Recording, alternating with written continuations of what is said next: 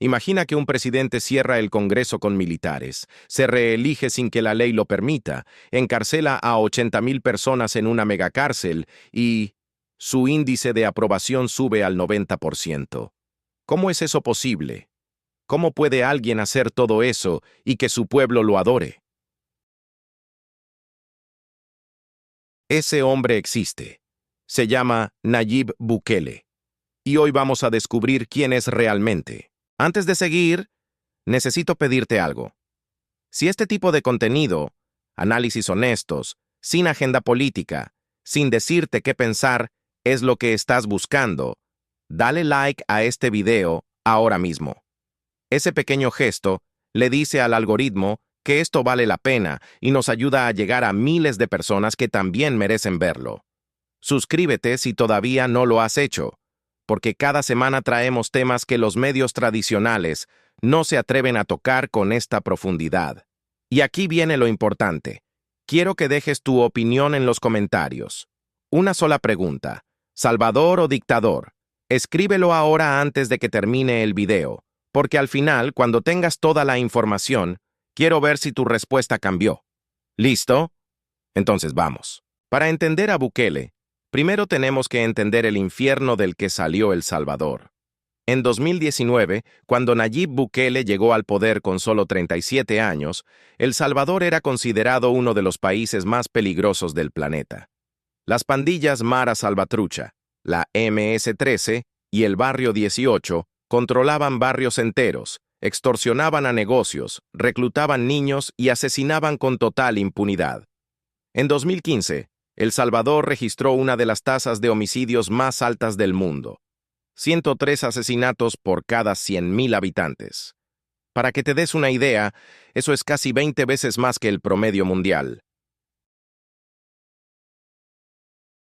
La gente no podía salir a la calle. Los empresarios pagaban renta, como llamaban a la extorsión, o morían. Los jóvenes tenían dos opciones: unirse a la pandilla o escapar del país. En ese contexto llegó Bukele. Joven, moderno, con una imagen cuidada en redes sociales, llamándose a sí mismo el presidente más cool del mundo. Y prometió algo que nadie había logrado: paz. Pero aquí viene la parte que nadie te cuenta. Porque resulta que esa paz que tanto celebra el mundo tiene un precio que muchos salvadoreños dicen que vale cada centavo, y otros dicen que los está destruyendo por dentro. Quédate, porque lo que viene ahora es el verdadero Bukele. Empecemos por los logros, porque sería deshonesto ignorarlos. En 2022, Bukele declaró un régimen de excepción tras una ola de violencia que dejó más de 80 muertos en un fin de semana. Ese estado de emergencia le dio a la policía y al ejército poderes extraordinarios. Podían detener personas sin orden judicial, limitar el derecho a abogado y mantener detenidos hasta 15 días sin cargos. En los meses siguientes, más de 80,000 personas fueron encarceladas. El gobierno construyó el Centro de Confinamiento del Terrorismo, el CECOT, una megacárcel con capacidad para 40,000 presos, considerada la más grande de América. ¿El resultado? La tasa de homicidios cayó de manera brutal. En 2022 fue de 7.8 por cada 100,000 habitantes. En 2023 bajó a 2.4. En 2024, El Salvador se había convertido en uno de los países más seguros de América Latina. Las personas salieron a caminar por las noches. Los mercados recuperaron vida. Los salvadoreños que vivían paralizados por el miedo dijeron: por primera vez en décadas, me siento libre. Y el mundo lo notó. El turismo se disparó. Las inversiones extranjeras llegaron. Bukele ganó una reelección en 2024 con más del 85% de los votos. Nadie en América Latina había visto algo así. Pero todo tiene otro lado. Amnistía Internacional, Human Rights Watch y la ONU han documentado miles de casos de personas inocentes detenidas. Personas sin ningún vínculo con pandillas, arrestadas por error, por denuncia falsa, por vivir en el barrio equivocado. Algunas murieron en prisión, otras llevan 2 años sin juicio, sin saber cuándo saldrán. En 2021, Con su partido controlando la Asamblea Legislativa, Bukele destituyó a los magistrados de la Sala Constitucional y al fiscal general. De un golpe, eliminó los contrapesos del poder. La nueva corte, afín a él, dictaminó que podía reelegirse, aunque la Constitución lo prohibía expresamente. En 2023, disolvió los municipios y los reemplazó por regiones bajo control central, debilitando aún más la autonomía local. La prensa independiente ha sido presionada, los periodistas críticos investigados, y algunos medios han cerrado por falta de acceso a información oficial. Bitcoin, como moneda de curso legal, fue otra apuesta polémica que terminó siendo un fracaso. El gobierno perdió millones. La ciudadanía rechazó masivamente la billetera digital, y el experimento quedó como una curiosidad más que como una revolución económica. Y luego está la pregunta que nadie puede responder con certeza. ¿Cuántos de esos 80,000 presos son realmente peligrosos? ¿Y cuántos son padres de familia, trabajadores, jóvenes sin antecedentes que simplemente estaban en el lugar equivocado? Mira, si estás llegando hasta aquí es porque este tema te importa, y eso dice mucho de ti. Si todavía no te has suscrito, hazlo ahora. Aquí hacemos este tipo de análisis, sin sesgos fáciles, sin aplaudir ni demonizar sin argumentos. Dale like si crees que más personas necesitan ver esto y deja en los comentarios tu opinión. ¿Justifican los resultados los métodos? Esa discusión la quiero leer. Y aquí llegamos al corazón del asunto. ¿Bukele es un salvador o un dictador?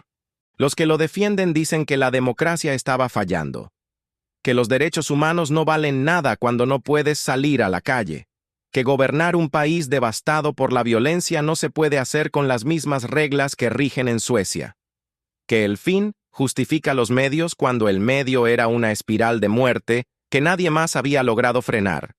Y tienen argumentos poderosos. La gente ya no tiene miedo. Los negocios florecen. El turismo creció. La economía mejoró. Y el pueblo lo reeligió de forma aplastante. Los que lo critican dicen algo distinto. Que la seguridad comprada a precio de libertades no es paz, es control. Que cualquier gobierno puede bajar el crimen si encarcela a todo el mundo sin distinción. Que el problema no es solo cuántos muertos hay, sino si el Estado respeta a sus ciudadanos. Que un país donde el presidente controla la justicia, el legislativo y los medios no es una democracia. Es una autocracia con buena imagen en redes sociales. El politólogo Steven Levitsky, coautor de Cómo mueren las democracias, ha señalado que Bukele es un ejemplo perfecto de cómo los gobiernos autoritarios del siglo XXI no llegan con tanques ni con golpes militares. Llegan con elecciones, con popularidad, con resultados visibles, y van erosionando las instituciones desde adentro, poco a poco, hasta que cuando te das cuenta, ya no hay vuelta atrás. Pero otros analistas advierten que juzgar a Bukele con estándares europeos, ignorando el contexto de violencia extrema que vivió El Salvador, es también una forma de no entender la realidad. No hay respuesta fácil. Y eso es lo que hace a Bukele tan fascinante y tan inquietante al mismo tiempo. Lo que hace tan importante estudiar a Bukele no es solo lo que pasa en El Salvador, es lo que nos dice sobre el mundo entero. Vivimos en una época donde la gente está cansada de la inseguridad, de la corrupción, de los políticos que prometen y no cumplen. Y en ese cansancio aparece alguien que dice, yo sí lo hago y lo hace, aunque sea rompiendo las reglas. Eso es tentador, brutalmente tentador. Porque cuando el miedo es real, las garantías abstractas de la democracia se sienten como lujos que no puedes permitirte. Pero la historia nos ha enseñado, una y otra vez, que los líderes que concentran el poder sin contrapesos, que controlan la justicia y silencian la disidencia, rara vez se detienen solos. Y cuando se van, por elección o por fuerza, dejan instituciones tan debilitadas que el caos regresa, muchas veces, peor que antes. La pregunta no es solo ¿funciona? La pregunta es, ¿a qué costo? ¿Y quién paga ese costo? Bukele puede ser genuinamente bueno para El Salvador, O puede estar construyendo una trampa que tardará décadas en verse. Quizás ambas cosas sean ciertas al mismo tiempo. Nayib Bukele es un espejo, y lo que vemos en ese espejo nos incomoda porque nos obliga a hacernos preguntas incómodas sobre qué valoramos más: la libertad o la seguridad, las instituciones o los resultados, la democracia o el orden. No te voy a decir qué pensar. Eso sería quitarte lo más valioso que tienes, tu propio criterio.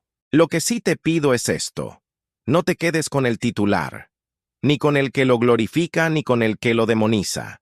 El mundo real es más complejo que eso, y las personas que lo entienden así toman mejores decisiones. Si este video te hizo pensar, si te movió algo por dentro o si simplemente aprendiste algo que no sabías, ese es el objetivo. Dale like para que este tipo de análisis le llegue a más gente.